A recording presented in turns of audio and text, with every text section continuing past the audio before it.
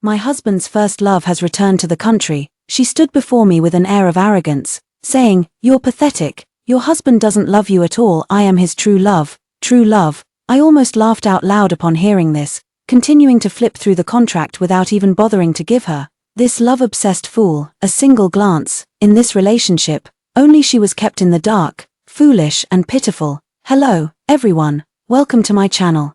Subscribe us to read wonderful stories every day. Now the story begins. My husband's first love has returned to the country, and the first thing she did was come to the company to find my husband. Right in front of me, she kissed Larry, like a delicate red rose. She loudly declared, "I'm back." I closed the data file and watched her cling to Larry like a koala, saying expressionlessly, "Well then, Mr. Larry, I'll report to you about the work tonight, after I finished meeting with the client." There was an uninvited guest sitting in the office. Frida looked me up and down with great interest and said arrogantly, "I know yours is a marriage of convenience. How pathetic. Larry doesn't love you at all." I looked at her with a faint smile. "Not as pathetic as you. Watching the man you love become someone else's husband." Frida paused, then glared at me angrily. "You'll get divorced sooner or later." She stormed out, slamming the door angrily. While I smiled and brought the cup to my lips, as everyone knows, my marriage to Larry is a business alliance. He doesn't love me, but I couldn't care less, because I don't love him either. In fact, I'm even looking forward to Larry divorcing me, because our prenuptial agreement states that the party who files for divorce must leave with nothing. He left with nothing, and I just happened to inherit the empire that both of us had worked together to build.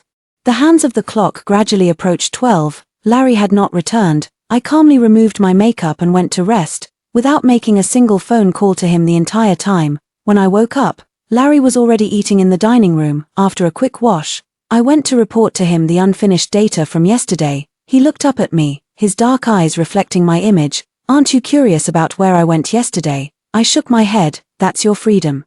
I'm more concerned about whether we can secure this project in one fell swoop at next week's bidding meeting."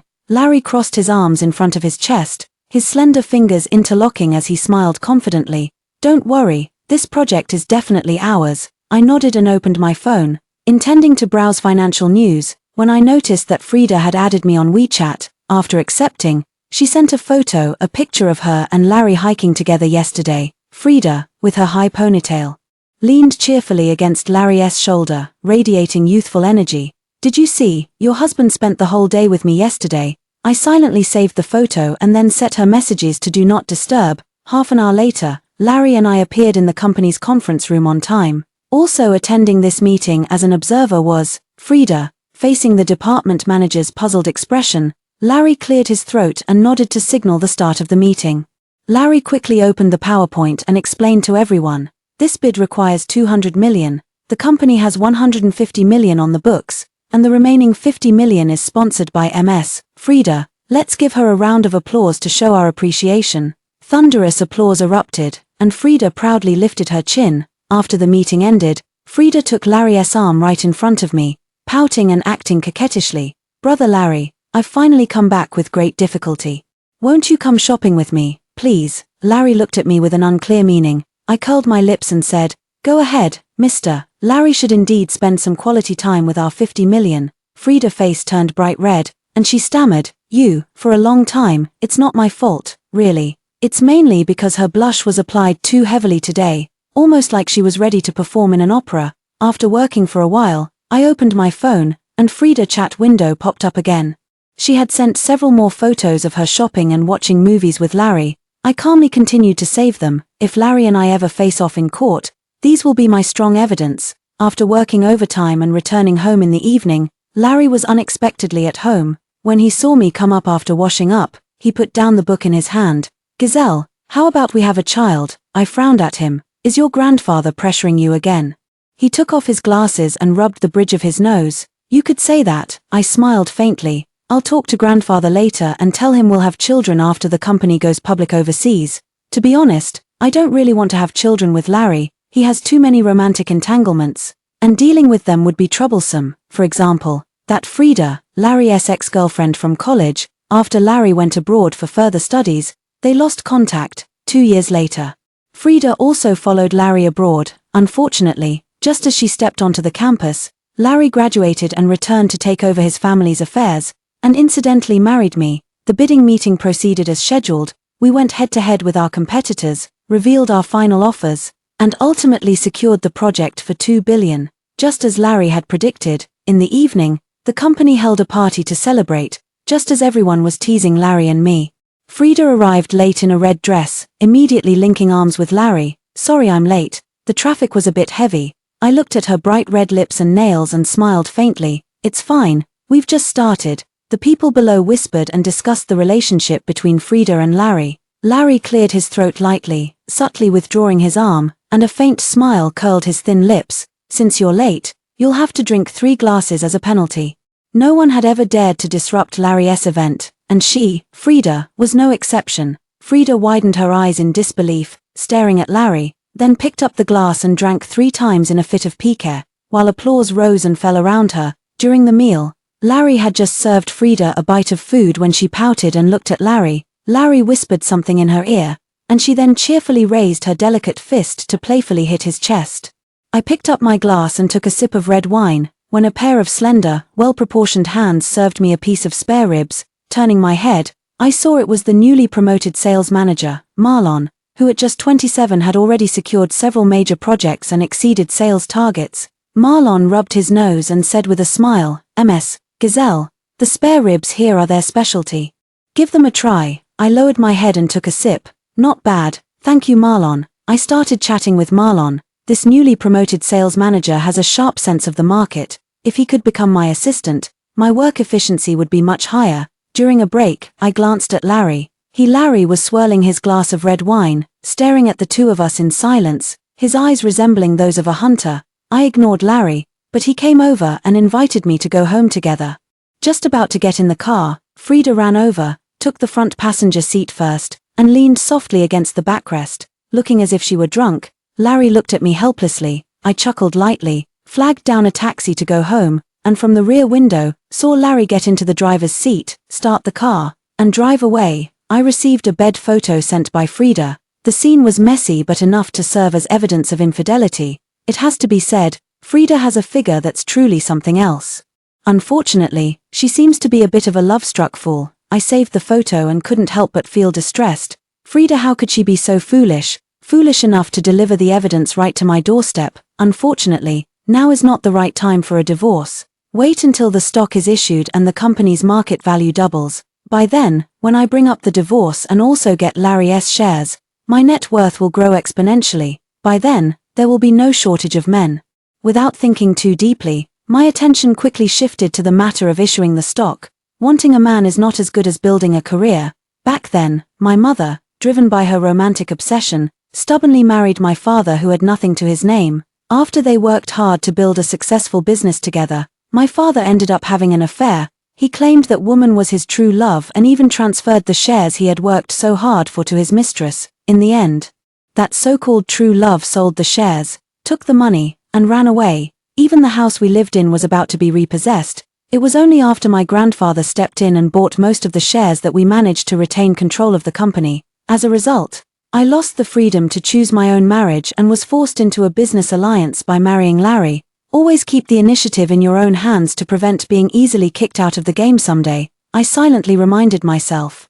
Ms. Gazelle, your schedule is free at noon today, let's have a meal together. Due to the stock listing matters, I had been on business trips for almost half a month. The day I returned to the company, Marlon came over. He had officially become my chief assistant, helping me arrange my daily schedule and assisting with my work. Half a month ago, Marlon had an argument with one of his subordinates, which I happened to witness. The subordinate, relying on his seniority, was defiant towards Marlon as the sales manager. Marlon, being young and hot-tempered, was so angry that his face turned red and his neck thickened. I walked over and helped Marlon out of the awkward situation. Marlon is reliable, so I've also entrusted him with handling some confidential documents. I've been quite busy this month with the stock issuance matters, and he's been working non-stop for half a month as well.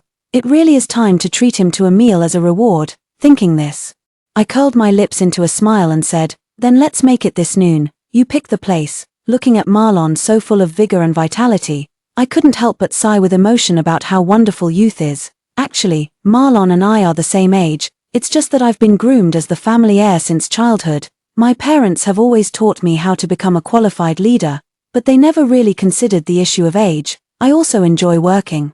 I've been flying around for the past month and haven't even returned home once. During this time, Larry did send me a WeChat message once, but I had a very late meeting that day and forgot to reply. At the dinner table, Marlon kept putting food on my plate. Eat more, boss. You've lost weight, thank you. You should eat too. While we were eating, Frida stormed over and splashed water in my face, then started yelling, "You bitch, I finally caught you. Where have you hidden Larry?" Marlon stood up and shielded me. "Who are you?" Frida pointed at Marlon's nose. "Are you blind? You don't even recognize me. Your grandma." I pulled Marlon aside, nodding to reassure him. Suddenly gathering strength in my palm, I slapped Frida hard across the face, taking advantage of her stunned reaction. I raised my hand and slapped the other side of her face. "You." Frida covered her face, looking at me in disbelief. I rubbed my tingling palm. "That's the price for splashing water on me. Moreover, Ms. Gazelle, it's not really appropriate to openly ask about someone else's husband's whereabouts." The people in the restaurant whispered among themselves upon hearing my words, pointing fingers at Frida. "Cut the nonsense. Where exactly is Larry?" Frida looked as if she was about to pounce on me and tear me apart. "Since the last time you spent the night with him, I haven't seen him." I casually pulled out 2 tissues to wipe my face. The people around us exploded with anger. And all sorts of words like shameless reached our ears. Frida turned pale and then red, threw out the words "you just wait," and fled in embarrassment. As soon as she left, I called the nanny at home and found out that Larry hadn't returned home for the past month either. I fell into deep thought. Larry, where had he been for the past month? "Boss, this meal." Marlon interrupted my thoughts. "Not eating anymore, heading back for a meeting." 2 hours later, Larry appeared in my office. "Welcome home, my dear wife." He walked towards me with his arms outstretched, and I subtly dodged him. "Your woman came looking for you at my place and splashed water in my face. TSK, TSK, TSK. Are you jealous?" Larry withdrew his arms and turned to look at me. I snorted. "Please, in the future, when you're looking for women, don't drag innocent me into it." Larry didn't answer me directly. Instead, he leaned on my desk, propping his head up, and asked, "Haven't you wondered where I've been all these days?" I looked at him, feeling puzzled. We each have our own work to do. What's there to be curious about? His eyes dimmed for a moment, then quickly returned to normal. "Then let's get together as a couple at home tonight. We'll see." With that, I ignored him and opened the contract file to start working. Larry felt awkward and got up to leave. Just then, Marlon pushed the door open. I don't know if it was my imagination, but I felt like the two of them exchanged a barely noticeable glance. I went home in the evening to get some documents, and as soon as I entered, I saw a woman sitting on the sofa with her back to me, crying. Larry was sitting opposite her, holding a cigarette and puffing away. Hearing the sound of the door, the woman turned her head. It was Frida again. Her eyes were red from crying, and tears had ruined her delicate makeup, leaving her face a mess of white and black streaks. Seeing me come in, she stood up and said to me, "Gazelle, I'm pregnant." I raised an eyebrow. "Oh, you. Please let me and Larry be together." I looked at Larry, who sat steadily on the sofa without any intention of speaking up. "Whether to let you be together is up to Larry to decide. As long as he agrees, I'll sign immediately." However, leaving with nothing but the shirt on his back, I doubt he'd be willing to do that. Larry stubbed out his cigarette, stood up, and looked at Frida. "I'll give you 5 million as compensation. You should leave." Frida widened her eyes and stared at Larry, pointing at me in disbelief. "Are you really going to give up the chance to acquire the Maxwell family's group for her?" "Huh.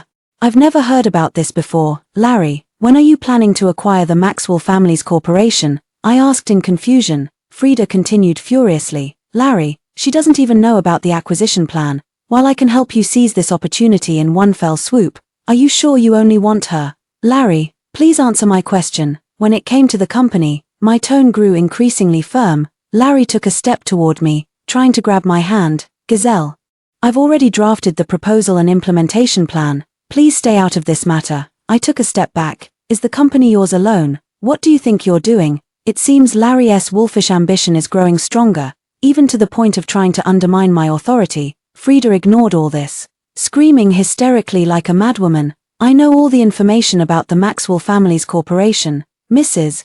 Black, I am the one who can help you more." Frida pointed her red nails at my face, "And her, with her unclear relationships with company subordinates, is utterly unworthy of being your wife." "Shut up. Anyone who hears such an insult can't help but get angry." "Ms. Gazelle, watch your language. Now please leave, or I'll call security." Seeing Frida's crazy behavior, Larry decisively took out his phone to call security. I poured myself a glass of water and looked at Larry. Mr. Larry, do you have anything to say to me?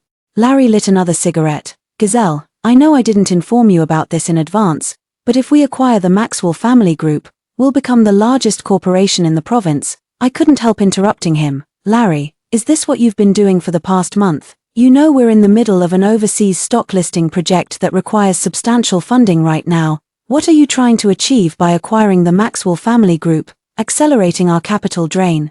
Gazelle, you don't need to worry too much about company matters. Just focus on being Mrs. Black, and don't worry about Frida either. I'm just using her information to benefit the company. In the end, the ones standing at the top will only be you and me. Only the two of us are a perfect match made in heaven. A perfect match. I only feel disdain, using such despicable means to profit. Does he really think I would feel honored? I sneered coldly. We are both shareholders of the company. Without my agreement, you won't be able to pull it off. Then let the board vote decide. We'll have a meeting tomorrow at 8 a.m. sharp. Larry grabbed his coat and headed out, watching his retreating figure. I felt Frida's assessment of him was spot on, selfish and profit-driven. Such a man is unworthy of being my husband. The next day at the board meeting, Larry narrowly passed the proposal to acquire the Maxwell family's group by a single vote. I sat in my chair, my face ashen with anger. The crucial vote was cast by Marlon, and moreover, the proposal that Larry took this morning bears our company's official seal. The official seal has always been in my custody. After Marlon joined, it was handed over to him for management, precisely because I was worried about Larry scheming behind the scenes. The first rule I set for Marlon was that any use of the seal must be approved by me, especially when it involves Larry. After the meeting ended, Marlon came to my office with an apologetic expression. I'm sorry, President Gazelle, it was my fault for not keeping the official seal secure, allowing Mr. Larry to take advantage of the situation. Are you suggesting that Larry stole the official seal? Marlon nodded, and I was truly infuriated to the point of laughter. I pushed the computer toward him. The surveillance footage inside showed Marlon handing the company seal to Larry, and the two even patted each other on the shoulder.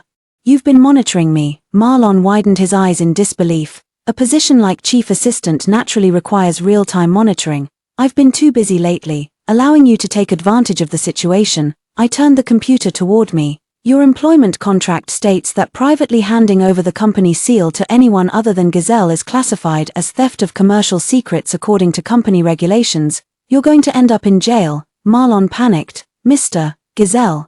I had a momentary lapse in judgment. Please, considering all the work I've done during this time, be merciful and let me off. I lifted my eyelids slightly. Why should I let you off? What benefits did Larry give you? Marlon quickly said. Mr. Larry trusts me a lot. I can help you with anything. As long as you don't call the police. I looked at Marlon wagging his tail and said, all right, then I want Larry to leave with nothing but the clothes on his back.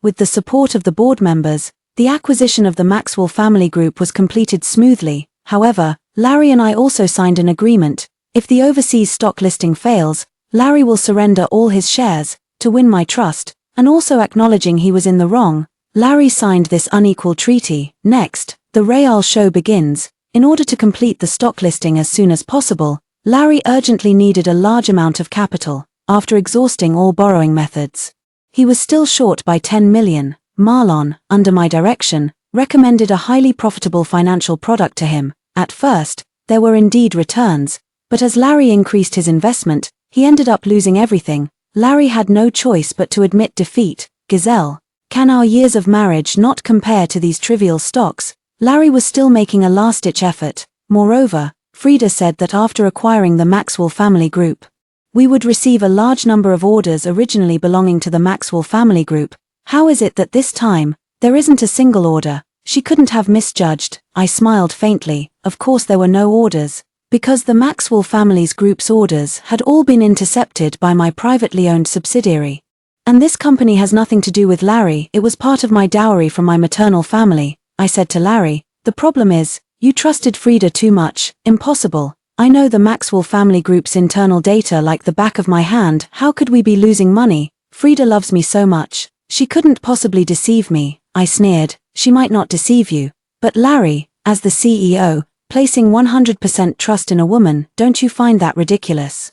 Tomorrow is the day Larry's shares are transferred to my account. Once I get his 20% stake, plus my original 20%, I'll become the company's largest shareholder. Just thinking about it makes me a little excited. Then I suddenly remembered that I left my equity transfer agreement in the office. I decided to drive back to get it. Just as I pulled up to the intersection, a tall Land Rover sped towards me. I swerved the steering wheel hard, but it was too late to avoid it. My car crashed into the guardrail on the side, and I was left battered and bleeding. As my consciousness began to fade, I vaguely saw someone get out of the other vehicle. The streetlight glinted off the sharp knife in their hand, the reflection hitting my pupils. I can't die. This was the only thought in my mind. I slapped myself hard a few times to stay awake, dragged my leg out of the car, and ran toward the supermarket ahead where there were more people. The person behind me was relentless in pursuit. Injured as I was quickly tackled to the ground. A sharp knife hovered right above my brow. I held his hand with all my strength, but the difference in strength between men and women was too great. Just as I was losing strength and thought I was going to die here, a patrolling police car noticed the commotion and rushed over. Seeing the situation turning against him, the man let go of me and fled. I was taken to the hospital. Fortunately, there were no broken bones, but my head was cut open and my foot was swollen. Who wanted to kill me? Larry, Marlon, or Frida? After being discharged from the hospital, I went to Frida's place. To my surprise, she hadn't gotten rid of the baby. To her surprise, I was actually still alive. Because her first words were, "You're okay." Realizing she had let it slip, Frida suddenly changed her tone. "What are you doing here?" She glared at me and started to close the door. I shook the fruit I was holding. "I'm here on behalf of my husband to check on his mistress and child, and I'm not dead." "Disappointed, aren't you?" "I don't know what you're talking about." Frida, she guiltily avoided my gaze. "It seems my speculation was correct. She's one of those who wants me dead. I just don't know if there are any accomplices." Seeing Frida lacking confidence, I seized the opportunity to say, "It's just a divorce, right? That's easy to handle.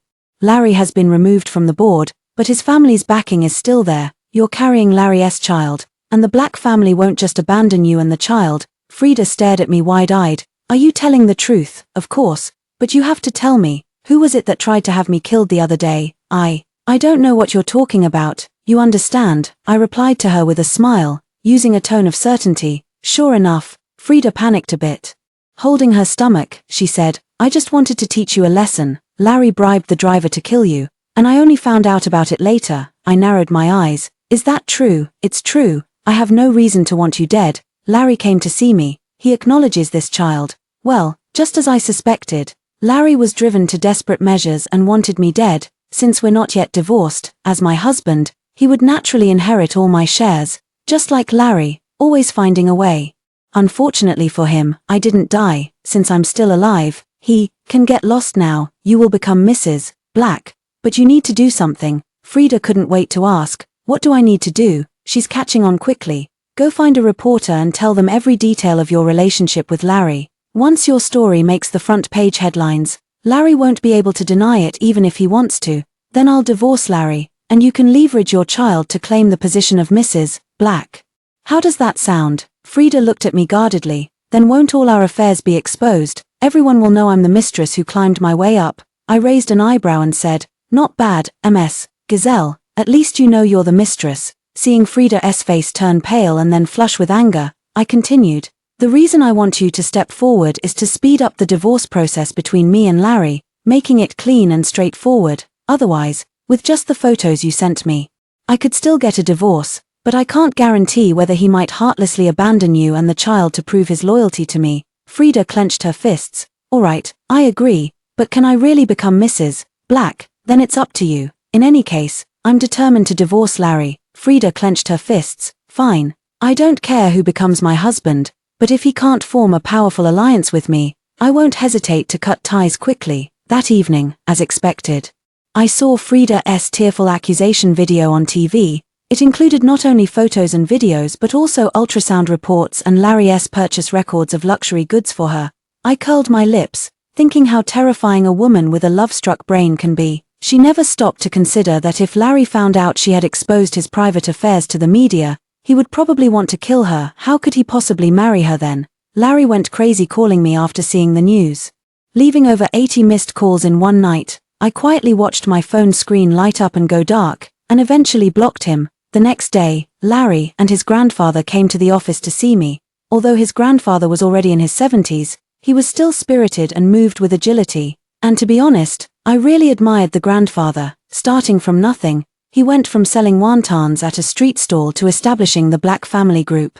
Supporting the entire family on his own, Grandpa looked at me with a guilty expression. "Gazelle, you've seen the news, haven't you?" I nodded. Grandpa continued, "Sigh, Larry has been spoiled since he was a child. I never expected he would do such a shameful thing now. Gazelle, don't worry. We will give you an explanation. After all, Larry is so outstanding, it's normal for women to cling to him. As long as he has you in his heart, that's what matters. Grandpa, I plan to divorce Larry," I said calmly, as if talking about something completely unrelated to me. Span Grandpa replied, "Men, they all make mistakes. Divorce isn't worth it. Will your grandfather agree to it?" Span, I've already spoken with Grandpa, and I'm worried that if I don't get a divorce soon, I might not even be able to keep my life. Gazelle, what do you mean by that? Facing Grandpa's puzzled inquiry, I took out the voice recorder. The hit-and-run driver from that day had been caught, and before being sent to the police station, he confessed that Larry had instructed him to commit murder. He also said that after the deed was done, he would be paid $1 million. To be safe, he had kept the chat records with Larry. With the evidence right in front of him, Grandpa heavily tapped his cane on the ground, turned angrily to Larry, and said, "I thought you were just young and liked to have fun, but I never expected someone so young to be so malicious, even wanting to kill your own wife. The Black family group doesn't need someone like you. You are not fit to be my successor." Larry panicked. "Grandpa, let me explain," I said to Larry. "Mr. Larry, you can wait to eat prison food." Grandpa sighed and turned to leave. Larry chased after him trying to explain.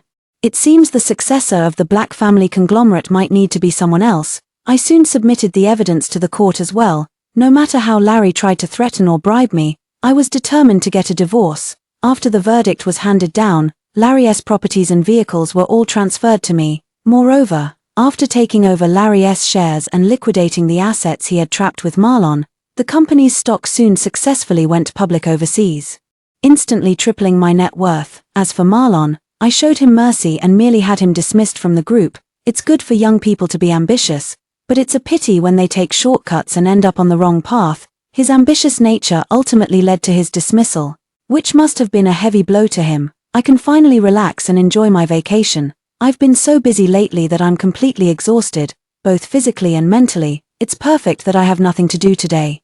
So I thought I'd go for a walk downtown and buy some things for my trip. As soon as I entered the mall, I saw a man hitting a pregnant woman. The crowd of onlookers grew larger, but no one dared to step in and break up the fight. I took a closer look and realized the man was Larry, and the woman lying on the ground. "Stop!" I rushed forward to help Frida up. She was trembling all over and tightly grabbed my arm. Save me," a bystander shouted. "The police and ambulance are on their way."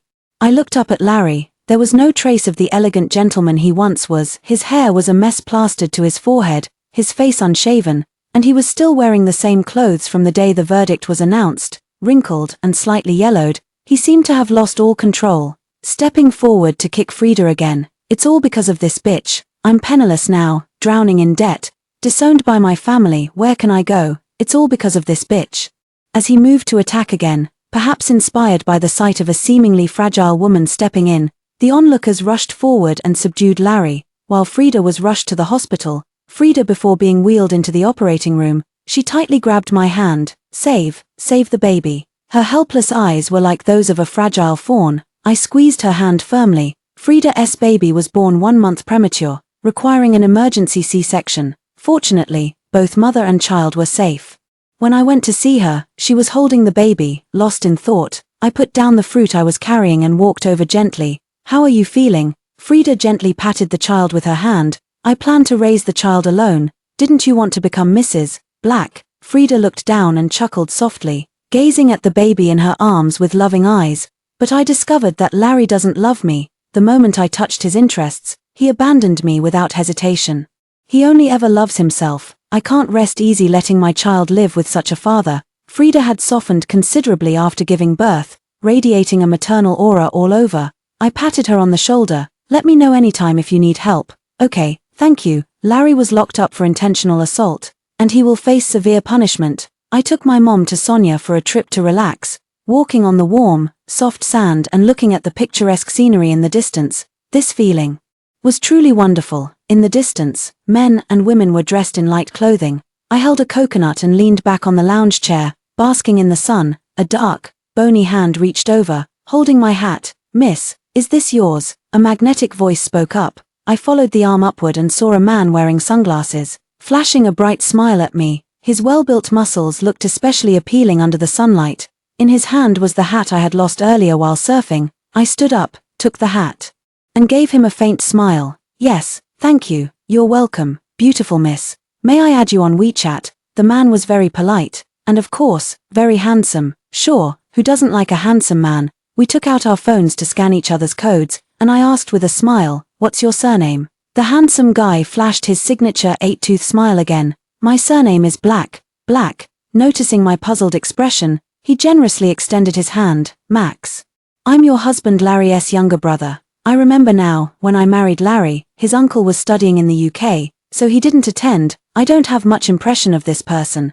But what is his purpose in approaching me this time? To take back the shares of the Black family, or to continue the alliance between the two families through marriage?" I meaningfully extended my hand. "Nice to meet you, Max. No matter what his purpose is, as long as I remain the hunter, that's enough."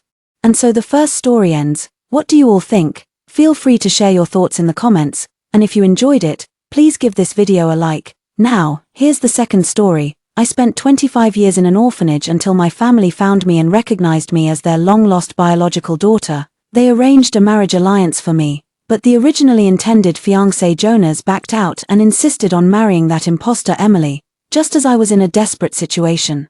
My longtime friend Hogan stepped forward, married me, and helped me out of the predicament. However, by chance, I overheard a conversation between my fiancé and my husband. Back then, I listened to you, deliberately rejected the marriage, and even had a big fight with you. Wasn't it convincing?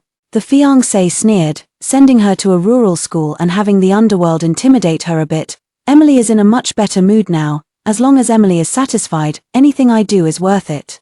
Her husband responded casually. It turns out that the friendship and love I firmly believed in were nothing but an elaborately orchestrated deception. From start to finish, I was merely a pawn in their hands, being played for a fool, while the rural school I was in charge of was still under construction.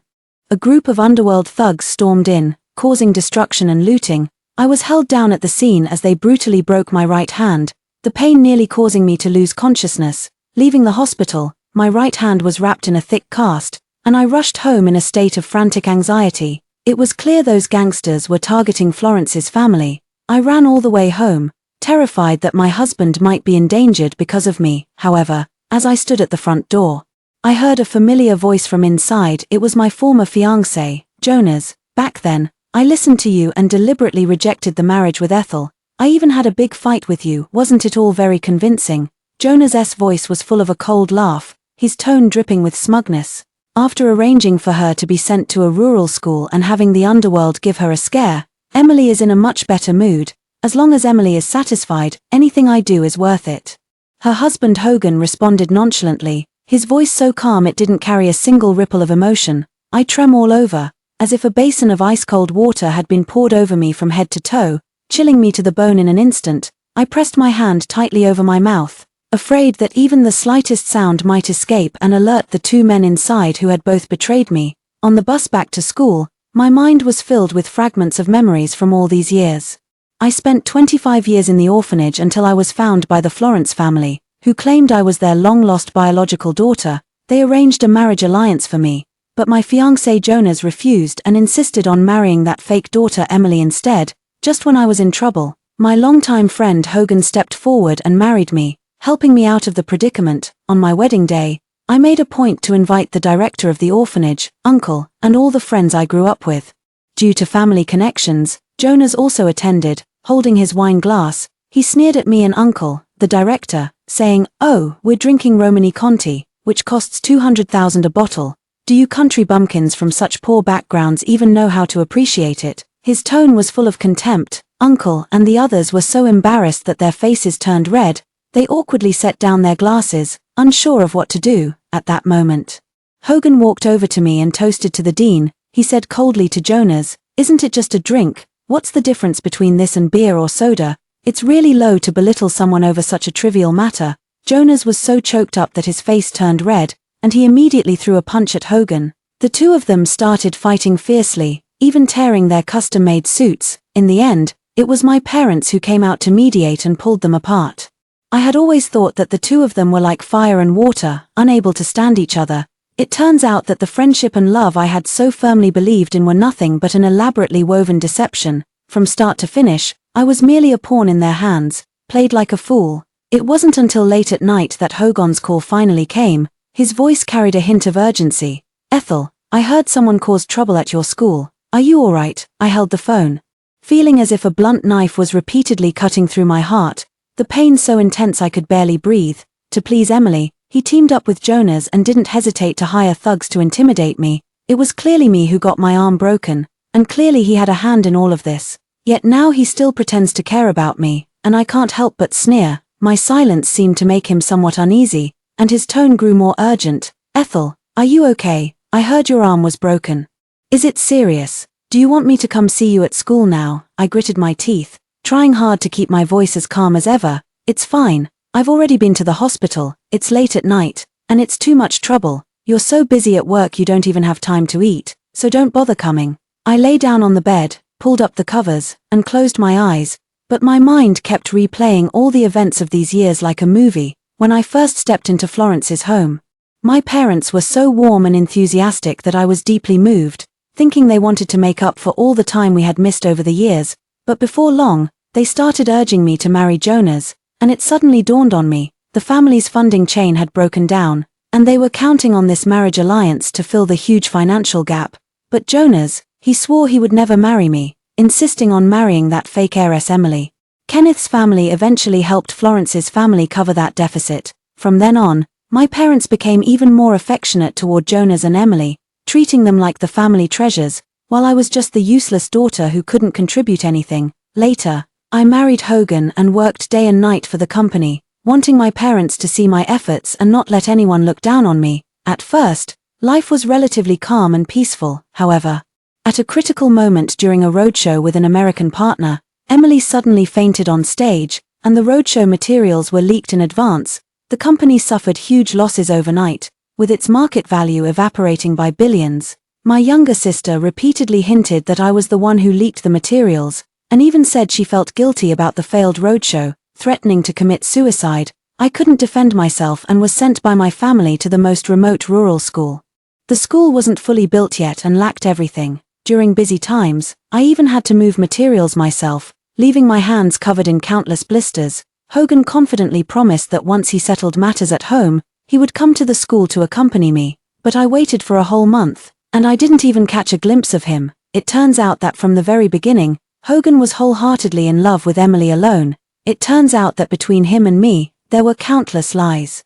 In order to help Emily win her parents' favor, he had Jonas refuse the arranged marriage with me, cleverly facilitating the marriage between Jonas and Emily. To stabilize me and gain my complete trust, Hogan even went so far as to marry me, using his own happiness as the price. Looking back now, that accident during the roadshow was most likely the result of careful planning by him and Emily and her husband. They meticulously schemed, wanting to completely destroy me so I could no longer compete with Emily. The dormitory at the rural school was bitterly cold, with wind seeping through the cracks in the windows, and I couldn't help but shiver uncontrollably. But my heart is even colder. I dialed the number of the orphanage director. The familiar warm voice came from the other end of the line, and I could no longer hold back.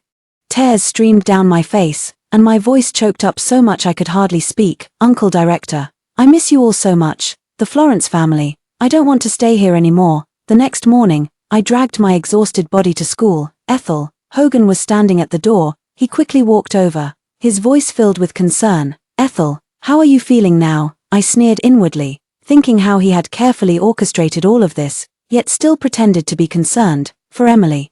He really used all the acting skills he had in his lifetime. I said lightly, "It's fine. The cast is already on. The doctor said it will heal soon." Perhaps it was because I looked quite miserable, my face pale, my arm wrapped in thick bandages. Hogan's eyes still showed deep worry. He looked somewhat apologetic and troubled. "Sorry, Ethel, I have work at the company this afternoon. I can't stay with you today." I forced a smile and said softly, "It's fine. You should hurry and take care of the company matters. Carrying a bunch of things, he said, no rush, I'll make you something delicious to eat before I go. Before I could even refuse, he headed off towards the school dormitory he had just left not long ago. Emily appeared with her nose in the air. She was wearing a gorgeous dress, looked me up and down, her expression full of disdain. Dear sister, I heard you got beaten up. I came to take a good, long look at you. She dragged out her words. Her tone full of mockery. Although my hand was broken, I was still doing the work of learning wilderness cleaning. My clothes were covered in mud and dirt, making me look utterly miserable. She casually raised her hand, the limited edition Van Cleef Arpels bracelet on her wrist sparkling in the sunlight. Clearly worth a fortune. I had once accidentally seen the box for this bracelet in the corner of the walk-in closet at home. Hogan explained at the time, this is a gift for a female client. But I never expected that the female client she mentioned was actually Emily. Emily noticed me looking at the bracelet, let out a cold snort, and curled her lips into a disdainful smirk. Sister, look at you, so utterly unsophisticated. She slightly lifted her chin, her eyes filled with contempt. Covered in mud, looking so shabby, completely unfit for any decent occasion. If I were you, I would have hidden away somewhere long ago. How dare you shamelessly cling to staying at Florence's house? It's just too embarrassing, she sneered coldly, her lips curling into a mocking smile. So what if you're the biological child? You still can't outdo me. I couldn't be bothered to deal with her anymore and was just about to turn and leave when a sudden cry came from the top floor. Danger, get out of the way. A cartload of red bricks cascaded down from above like a waterfall, sending dust flying and making the ground thud as the bricks crashed down. Emily screamed in terror. At the critical moment, Hogan dashed over like lightning, pulling Emily away in one swift motion. I instinctively dodged to the side quickly, but I was still a step too late. A red brick landed heavily on the top of my foot. The sharp pain shot through my entire body like an electric current. I was in so much pain I couldn't speak, could only grip my teeth, and cold sweat instantly broke out. Hogan didn't even notice me. He grabbed Emily's arm anxiously and asked urgently, Emily, are you okay? Emily gasped, a pained expression on her face, her voice carrying an exaggerated tremble. Brother-in-law, it hurts so much. I think I've sprained my ankle. Hogan glanced at me, a flicker of complex emotion in his eyes. Ethel, your sister is injured, it's urgent. I'm taking her to the hospital right away. I'll come see you tomorrow. After saying that, he didn't bother with formalities, directly supporting Emily and left without looking back. I stood amidst the scattered bricks and dust, the pain in my foot making it almost impossible to stand steadily. Looking down, I saw a pool of blood seeping through my shoe, the bright red blood starkly vivid against the dim, grey ground. The next moment, I could no longer hold on, my body swayed violently, and I collapsed to the ground. The school teachers were terrified. They helped me into a car and rushed me to the nearest clinic. The doctor at the clinic took one look at my blooded foot and his expression changed. The injury is too severe, you need to get to a city hospital immediately. The teachers hurriedly sent me to the city hospital. I only felt a grey haze before my eyes, my consciousness gradually fading until I finally sank into darkness. I was unconscious for a day and a night. When I woke up, I found myself in a white hospital room. The doctor stood by the bed, his face filled with helplessness and regret, sighing and shaking his head. It's too late. The injury to your foot is too severe. And we can no longer save it. We had to amputate half of your foot. We've been trying to call your family, but no one answered. The situation was critical, so we proceeded with the surgery. The hospital director, who had rushed over upon hearing the news, stood at the doorway just in time to hear the doctor's words. His lips trembled, but no words came out. He simply wiped his tears in silence. I struggled to reach for the phone by my bedside. The screen was filled with messages from Emily. Sis, our whole family is going to Europe for the new year. It's not convenient for you to come along from the countryside, so just focus on your schoolwork. Mom and Dad said my birthday is coming up, and they're going to buy me a big house in Europe as a birthday gift. In the photo, Emily is holding a champagne glass, wearing an expensive evening gown, standing on a luxury yacht with the azure sea and clear sky behind her, surrounded by her parents, Jonas and Hogan. She celebrated her 24th birthday with a beaming smile, while my 25th birthday finds me lying here, facing my amputated half foot. With trembling fingers, I made a voice call to Hogan. The call connected but was immediately hung up, followed by a voice message popping up. It was Emily's voice, carrying a hint of frivolity and mockery. Sis, your husband is keeping me company and we're having a great time. You should stop calling and just focus on doing your rough work in the countryside. I called my parents next, but every call was rejected. I put down my phone, feeling as if my heart were being tightly clenched and then brutally pounded. The pain was so intense I could barely breathe. For the next week, Emily kept posting photos of the family's outings, eating, drinking, and having fun, and even tagged me in every single one. I simply ignored them all. Hogan sent me a message once. Your sister was frightened at the school construction site and has been feeling down again. Mom and Dad wanted to cheer her up, and since her birthday is coming up, they chartered a flight to Europe for the new year. Don't overthink it. I bought you a lot of gifts. And I'll give them to you when you come home. His tone carried a deliberate gentleness, but it felt incredibly ironic to me. Overthink? What could I possibly overthink? They are a happy and harmonious family, while I am nothing but the outsider they least need. A week later, I limped back to school. The place had been on vacation since the last incident, and there wasn't a single person around. A clap of thunder tore through the sky, a fierce wind rose abruptly, and a torrential downpour began to pour. I stood in the rain, a smile spreading across my face. Meanwhile, Hogan's plane had just landed back in the country. He turned on his phone, and the notifications of over a dozen missed calls chimed one after another. He called back, and his assistant's voice on the other end was filled with terror and choked with sobs. Mr. Hogan, it's terrible. The entire school building that the young lady was in charge of constructing has collapsed. She's been buried alive. She's gone. Hogan held the phone, his entire body as if struck by lightning, his mind completely blank, his eyes widened, his voice trembling with a hint of disbelief. What did you say? The rest of the family gradually received the news as well. Just as he reached the parking lot, Hogan suddenly snatched the keys from the driver, rushed to the car, and frantically started the engine. He pressed the accelerator hard, the car speeding along, nearly running several red lights along the way. By the time he reached the construction site, the original building had completely collapsed, reduced to a pile of rubble. After the heavy rain, the ground was covered in mud and debris, the air thick with the pungent smell of dust and blood. Hogan suddenly felt as if a part of him had been violently torn away, the pain so intense he could barely breathe. He couldn't help but kneel on the ground, his hands frantically clawing at the pile of stones, trying to dig out a glimmer of hope. His movements grew increasingly frantic, his nails breaking one by one on the hard rubble, blood dripping from his fingers into the mud. Emily also rushed over. She walked up to Hogan, grabbed his arm, and pouted. Brother-in-law, stop digging. Sister has already passed away. Let her go in peace. Hogan seemed not to hear, just frantically digging through the rubble. My parents stood by, sighing incessantly. A week later, Hogan had neither eaten nor drunk, and his body finally couldn't hold on any longer. He collapsed at the construction site and was rushed to the hospital for an 4 drip of nutrients. When he woke up, his assistant looked at him with eyes full of concern. Mr. Hogan, you're awake. Hogan threw off the covers. I'm going to find Ethel. The assistant held her down, hesitating to speak. Mr. Hogan, Master Lin and his wife have already held the funeral for the young lady.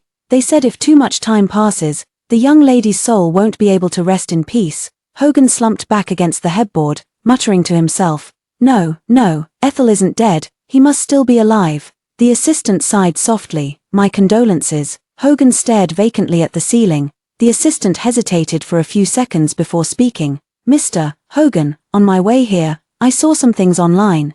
Maybe you should take a look. Hogan pulled out his phone in confusion and found that someone had uploaded a video. It was during the wedding, when he and Jonas were in the smoking room. Jonas took a puff of his cigar and said in a frivolous tone, later, I'll go pick a fight with that Ethel and give all those poor wretches from the orphanage a good scolding. Then you show up and speak up for them. Ethel will be so grateful to you, and things will be much easier from then on. Hogan remained silent for a moment, then said softly, all right, if doing this can help Emily. Jonas snorted coldly. Emily is having so much fun outside. I have my own reasons for marrying her. From now on, she can do her thing, and I'll do mine. If you two want to sleep together, just don't let me see it. Hogan's face instantly turned grim. I don't have that kind of thought. I only wish for her happiness. Jonas sneered, a man in his 20s or 30s, acting all innocent. All right, I'm heading out first. Remember what I said. Make sure to show up at the right moment. This video instantly exploded across the internet, causing an uproar among everyone. Florence's home. The two sons-in-law of the group turned out to be such people. One enjoys fooling around with mixed-race young models outside, while the other has improper intentions toward his sister-in-law. The Florence family was instantly plunged into a massive public controversy. With their stock prices plummeting and criticism pouring in from all sides, by the time I heard this news, I was already in the southernmost city of the motherland. This video was accidentally discovered by the orphanage while cleaning out the surveillance hard drives.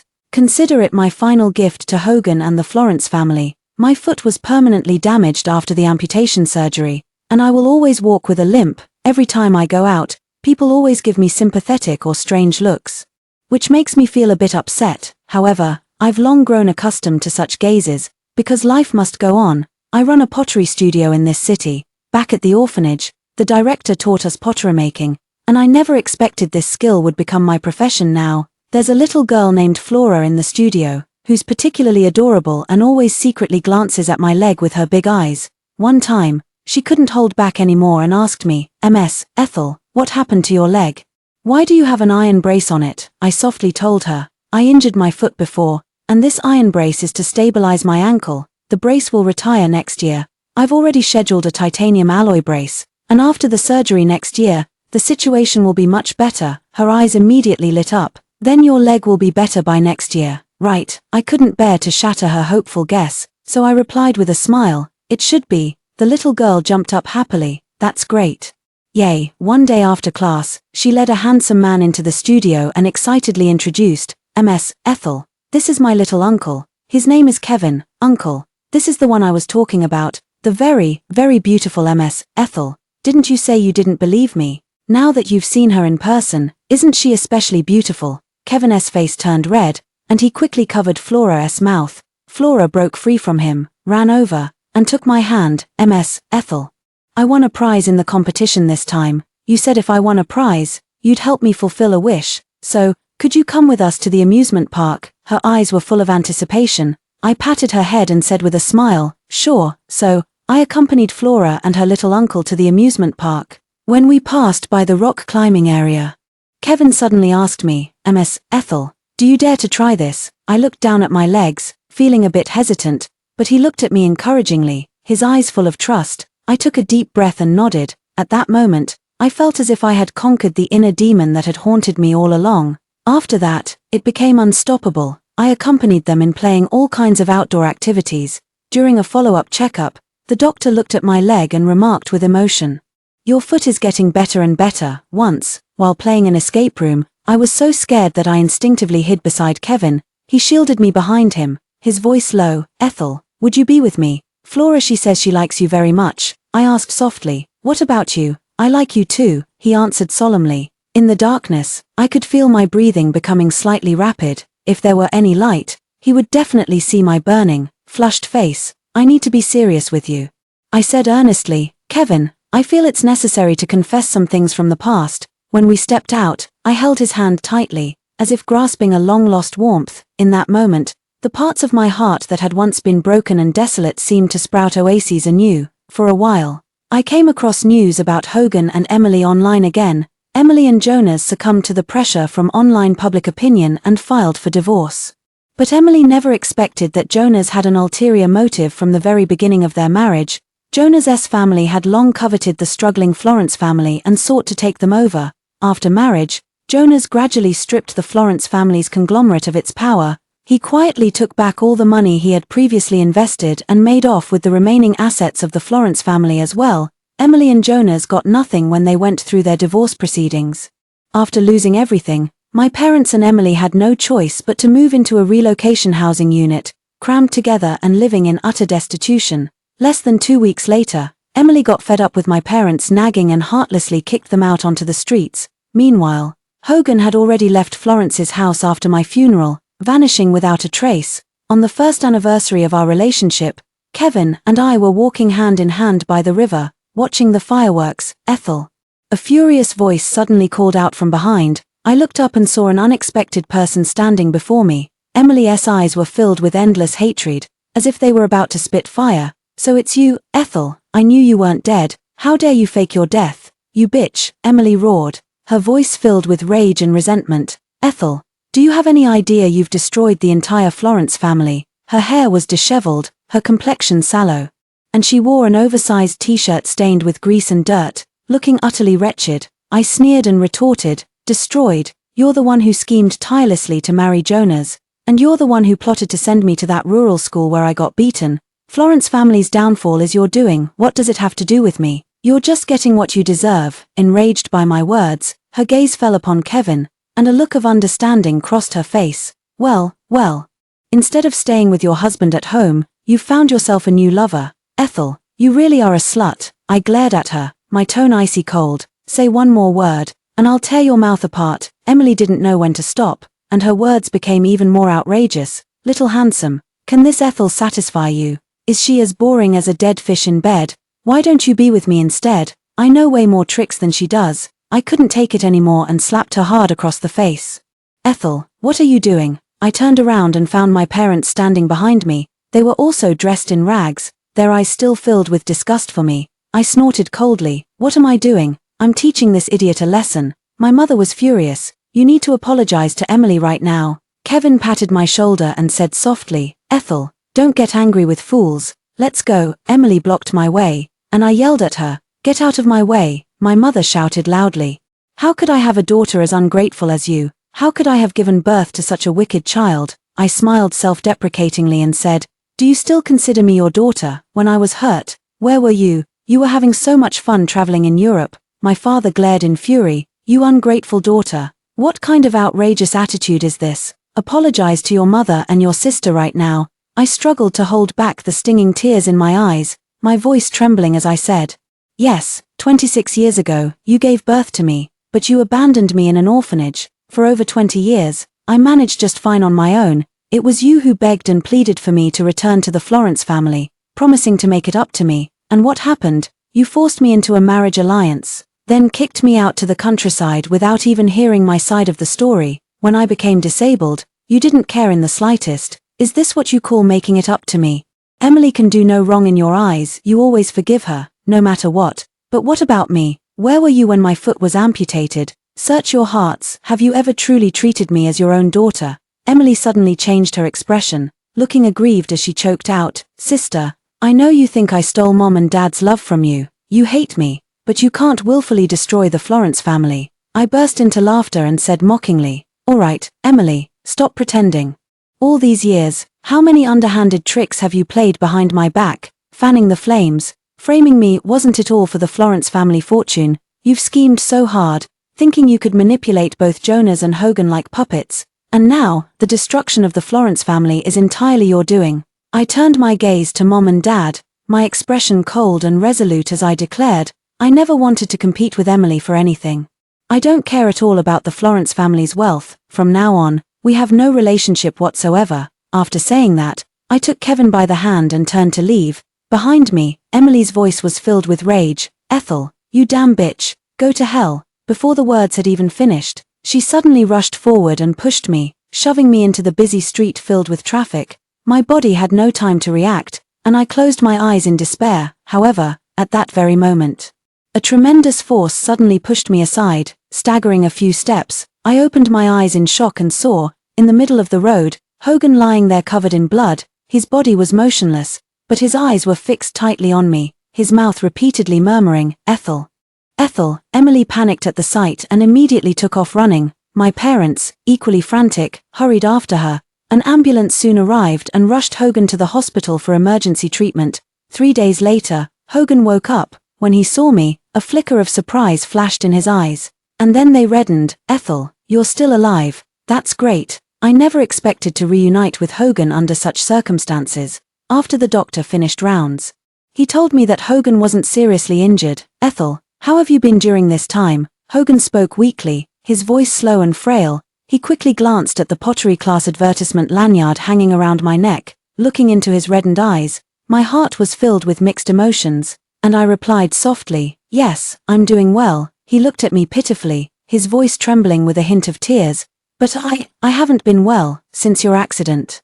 I haven't had a single good night's sleep. I keep dreaming about the day you got hurt." I felt a bit helpless, my tone tinged with sarcasm. "Hogan, what do you mean by that? Haven't you always loved Emily? You married me only for Emily's sake. You're the one who had gangsters break my arm and had people smash my foot. Shouldn't you be happy that I'm gone? After all these years of friendship, for Emily's sake, you could bring yourself to harm me." Now who are you putting on this pitiful act for? Hogan shook his head vigorously, his eyes filled with urgency. No, Ethel, that's not how it was. I only told them to teach you a lesson, just for show. I truly didn't know they would actually break your arm. And I didn't know Emily deliberately had someone throw bricks to injure your foot. After you disappeared, I went to your school several times looking for you.